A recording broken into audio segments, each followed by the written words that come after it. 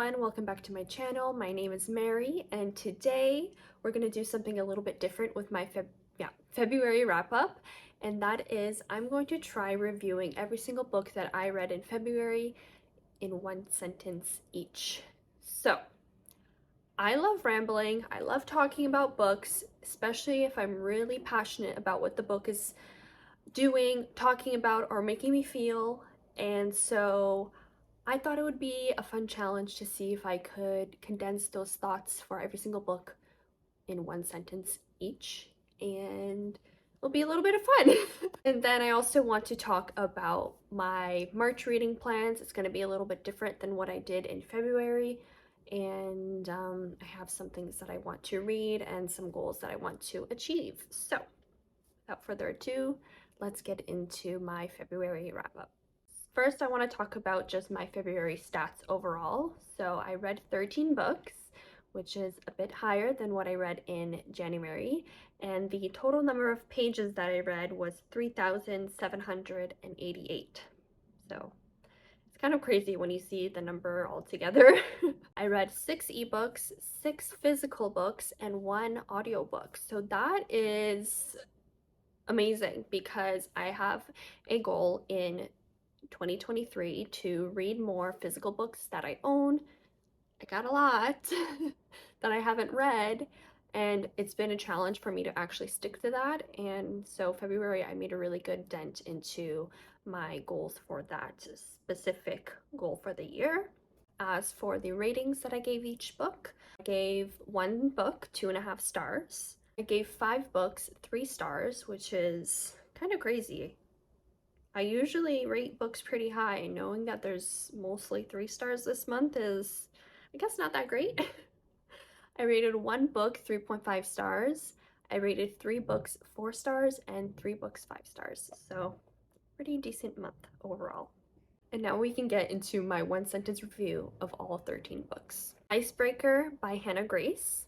A sports romance between a figure skater and a hockey player that doesn't really follow a plot, but there's a decent amount of smut and some fun. 2.5 stars. Alice's Adventures in Wonderland by Lewis Carroll. This was a whimsical and delightful children's story about a girl named Alice stuck in a magical world of Wonderland. 3 stars. It's All in How You Fall by Sarah Henning. A cute, low-stakes YA romance between a gymnast who gets injured and a 3-star athlete who helps her find a passion and recover from her injury. 3 stars. Better Than the Movies by Lynn Painter. The perfect 2000s friends to enemies to lovers YA romance between 2 next-door neighbors who end up fake dating to get another guy jealous. 5 stars. When in Rome by Sarah Adams. A small-town romance between a stranded pop star and a small-town baker who ends up hosting the pop star as she hides from the public, and through close proximity, they end up falling madly in love. 4 stars. Heartless by Elsie Silver. A grumpy single dad cowboy who hires a nanny to take care of his son over the summer, which ends up being the most spiciest and naughtiest summer of their lives, and honestly of my life. Smut times 100. 5 stars. Ballad of Never After by Stephanie Garber. The second book in the Once Upon a Broken Heart trilogy that continues the story of Evangeline being trapped under the Prince of Hearts, Jax, which had me screaming, crying, and throwing up the entire time. 5 well-deserved stars. The Chase by Elle Kennedy. An opposites attract romance between a girl and her brother's friend who ignores her the whole time and doesn't really talk to her because he's secretly obsessed with her, and I really didn't care at all. 3 stars. Secretly Yours by Tessa Bailey. A girl who's been obsessed with the same man since high school gets a second chance when he is home for the summer, and she ends up being his gardener, so she entices him to basically fall in love with her. And honestly, I kind of like the story, but I felt like there was something missing. 3 stars. Good Morning Midnight by Jean Rice. A unique story about a woman in Paris in the 1930s battling her trauma with men and wanting some independence in her life, and she also wants to dye her hair blonde. I felt for her, but I also wanted to shake some sense into her. 4 stars. The Steel Fleet by Nikolai Leskov. A hilarious story about an emperor who was obsessed with the Steel Fleet, and honestly, he made me obsessed with it as well. 3.5 stars. The Island of Dr. Moreau by H.G. Wells. A man ends up on an island with a crazy doctor who creates humans out of animals, which ends up in chaos and death and explores the topic of what creates humanity. 3 stars. And lastly, Once There Was a War by John Steinbeck. John Steinbeck's writings as a war correspondent in World War II explores the thoughts of propaganda, the war effort, as well as all the thoughts and emotions that soldiers, victims, and humanity felt during the good, the bad, and the ugly of the war. 4 stars. Those were all the books that I read in February. It was a really interesting reading month. I almost hit a bit of a reading slump, but I'm hoping that March will bring a lot more fun into my reading. I think I challenged myself a little bit too much in February with different reading challenges and things that I wanted to accomplish, so I want March to be more of a low-key month. I basically plan on letting myself be the mood reader that I am in March, with a few exceptions. So first, I really want to focus on catching up on War and Peace. I took a break from this unintentionally in February, and I am missing the world that this is. And so I want to spend some time this month catching up so that I am on track with the Tipsy Tolstoy War and Peace schedule. And so I think I have about 300 to 400 pages to read. So I plan on just picking this up every day, reading maybe like 30 to 50 pages and being back and immersed in this wonderful story that I keep thinking about, but I just didn't have the time to focus wholeheartedly into this book and this story. Next, I will be reading David Copperfield by Charles Dickens for the Game of Tomes book club. So this will be on the roster this month. A pretty chunky book. I haven't read it before. And yeah, almost, I think, over 800 pages. I have this copy that I found in a little library near me. I do want to get the Penguin English edition of this book, but first, because I already have it, I might as well read this copy that I do have. And I'm looking forward to it. There's even some pages that are like tabbed in this book, so I'm excited to see why those pages were tabbed by the previous reader. And I think this might be my first Dickens. I was reading A Christmas Carol in December, but I paused it because I was just really busy and I never got back to it. So I think this is actually my first Dickens. So I hope it's a good choice for the first Dickens. And then I chose 3 books out of my 23 in 2023 that I want to read. So I did read 2 from that list in February. I did not finish one that I had on that list just because I wasn't in the mood. I do have 3 here.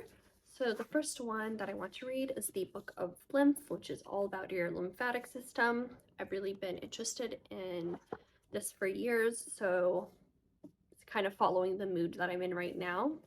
Very, very excited to read this, and it's a nonfiction, so I chose kind of 3 different vibes that I can go with so that throughout the month I can pick them up whenever that vibe comes up. Next we have A House in the Sky, and this is a memoir, and it is Canadian, so that's great. It's by 2 authors, and so I don't know, I just kind of felt like picking this up this month, so I'm really looking forward to reading this book as well. So it is a memoir, and I believe it is a very heartbreaking book. I don't really like going into many books knowing exactly what it's about, so apologize that I cannot explain to you what everything is about that I want to read, but this is definitely one that I want to read in March. And then lastly, we've got The Picture of Dorian Gray. As you can see, I've already started it. Haven't picked it back up since I started it last, I don't know, I think October, but I think it's time for me to pick it back up and read it again.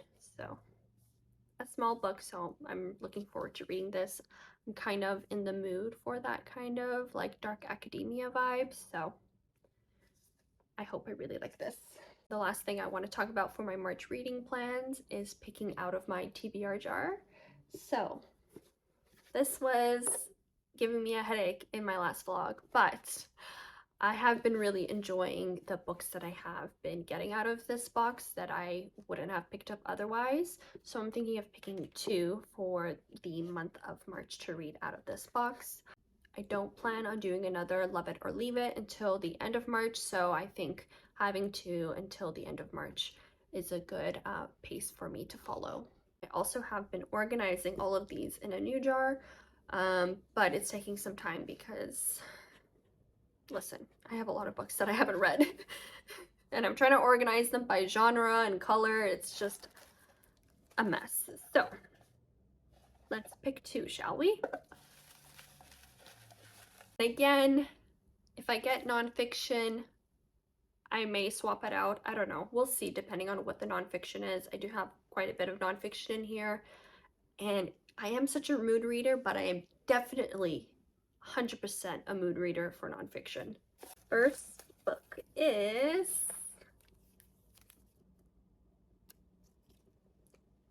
David Copperfield. I'm reading that already. That's funny. Oh my gosh. Okay. What are the chances of the hundreds of books I have in here I picked David Copperfield? Oh my god, my mind is blown right now. Okay, that's so funny. Okay, actual book number 1 is The Blue Zone Solution. This is it's a nonfiction. Okay, I'm gonna keep this to the side. Why is it so hard to pick one book? Okay, book 1. It's a little black classic. And I didn't put the number down. On Murder Considered as One of the Fine Arts. Whatever that is. Okay, we're gonna pick that up. And then we're gonna go with one more.